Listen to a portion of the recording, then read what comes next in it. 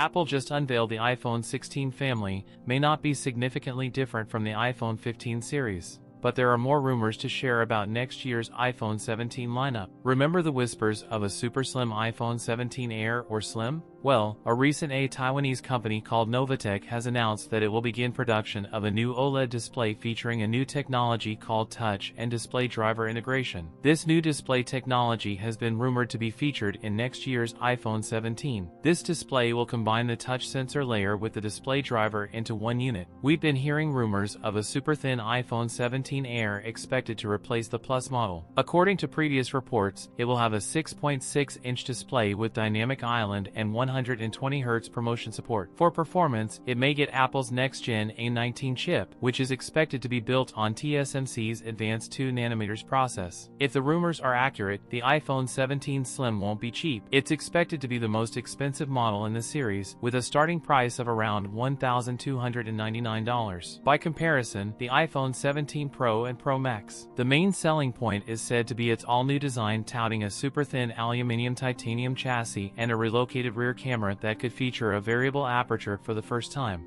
As for camera updates, Apple is said to be working on an updated 24-megapixel front-facing camera with a 6-element lens, and the iPhone 17 Pro Max could include an upgraded 48-megapixel telephoto camera, which would be an improvement over the current 12-megapixel sensor. That's it for today's video. If you enjoyed it, don't forget to like, comment, and subscribe for more content. Thanks for watching, and I'll see you in the next one.